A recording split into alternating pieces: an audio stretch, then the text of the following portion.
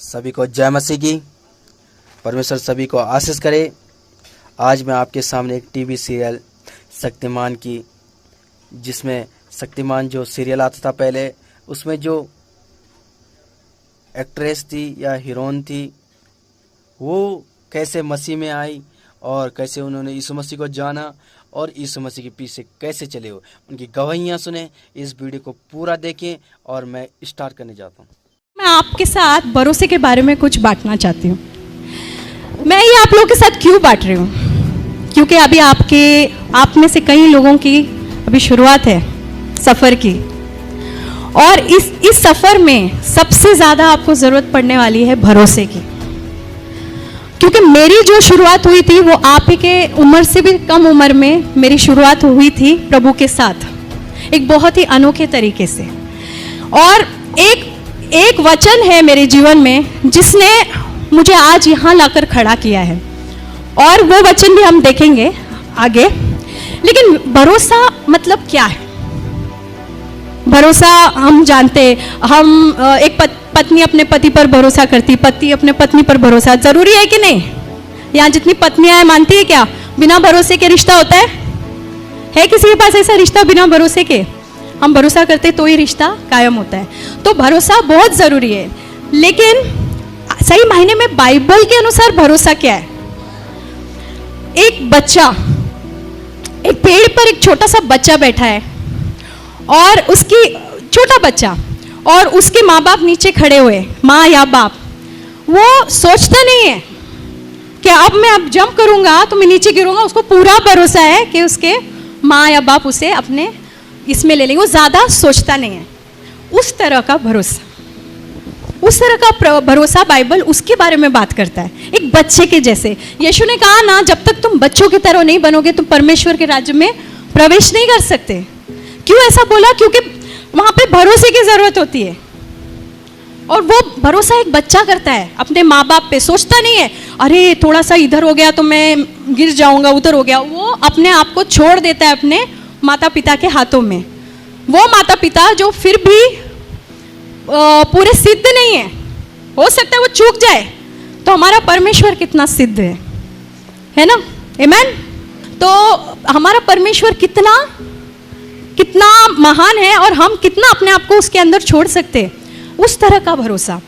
अब आप सोचो कि मैं क्यों इस बात को आपसे बांट रही हूँ, क्योंकि ये मेरे गवाही से बहुत जुड़ा हुआ है।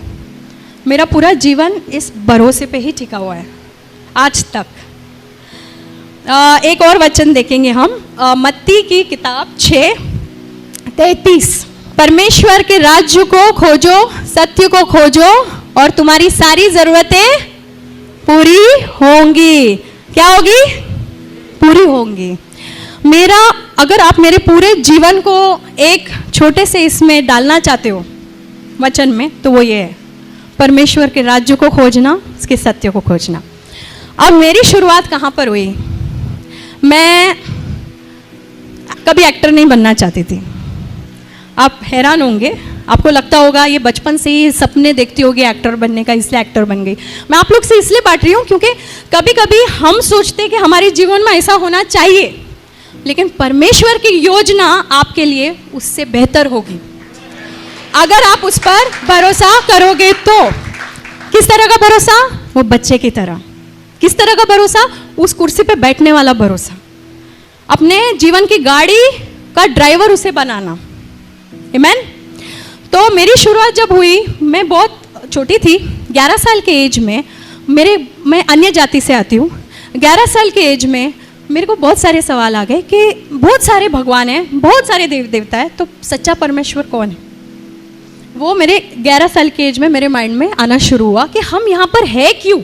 हम खाते पीते, शादी करते, बच्चे होते, फिर वो भी बड़े हो जाते, फिर उनका हम देखते, इंश्योरेंस करते, ये करते वो करते, फिर हम भी चले जाते। मकसद क्या है जीवन का?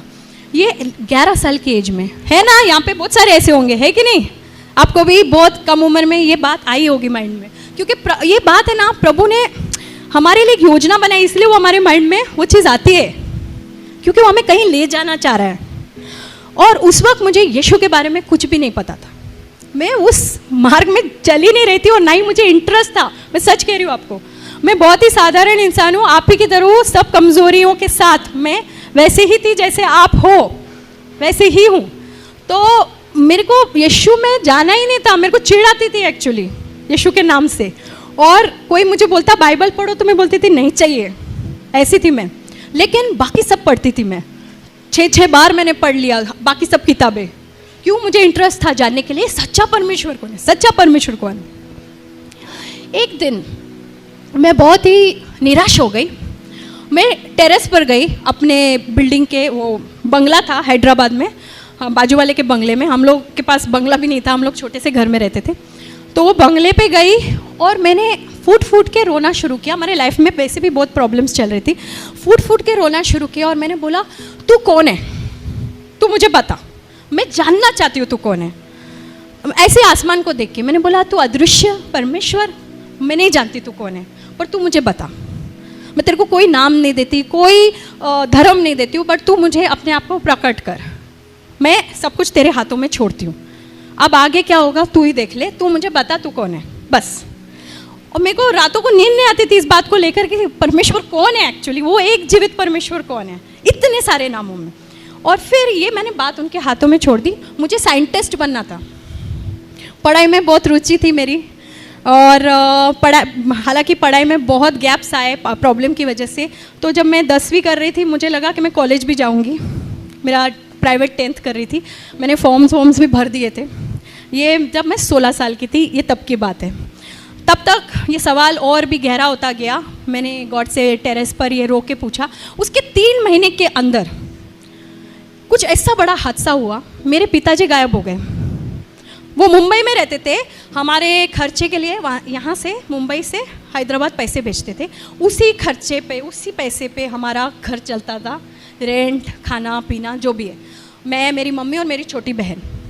अब वो कहाँ गायब हो गए पता नहीं, ना पैसे आ रहे ना फ़ोन आ रहा है, मुंबई फ़ोन कर रहे तो कुछ पता नहीं, कुछ पता नहीं। ये 3 महीने के अंदर जो मैं टेरेस पे जाके यीशु से, परमेश्वर से, यीशु तो तभी पता ही नहीं था, परमेश्वर से मैंने बोला तू मुझे रास्ता बता, तू कौन है। ये 3 महीने के अंदर ये सब कुछ होने लगा। मेरा SSC कंप्लीट हो गया, तब तक कॉलेज के फॉर्म्स भरने तैयारी हो रही थी। इतने में ये हुआ, मम्मी बोली चलो मुंबई चलते, देखना पड़ेगा किधर है वो, वरना हम लोग गुजारा कैसे करेंगे, कोई नहीं हमारी मदद करने वाला, कोई भी नहीं। क्योंकि मम्मी भी बहुत गरीब परिवार से आती थी, तो डैडी थोड़े से पैसे वाले थे, लेकिन उनके भी बहुत सारे लिटिगेशन प्रॉब्लम्स, ये वो बहुत कुछ चल रहा था हमारे जीवन में। तो चलो हम मुंबई चलते। तो मुंबई आए हम लोग, ढूंढने लगे, उधार के पैसे लेके आए किसी से, ढूंढने लगे। एक छोटे से लॉज में ठहरे, आज भी वो लॉज वैसे के वैसा ही है उधर, airport palace, Santa cruise east में। अभी भी मैं जाके पिक्चर्स निकाल के लाई वहाँ पे। हाँ, इट्स जस्ट लाइक दैट। कुछ बना नहीं, पेंटिंग नहीं हुई उस बिल्डिंग की ठीक से, वैसे के वैसे ही इतने सालों में। मैं 16 साल की थी तभी। तो उस लॉज में हम लोग ठहरे थे। 10-11 दिन ऐसे ही निकल गए, डैडी मिले ही नहीं। जिधर जिधर हम जाके ढूंढ सकते थे सब जगह ढूंढा, किधर भी नहीं मिले। मम्मी ने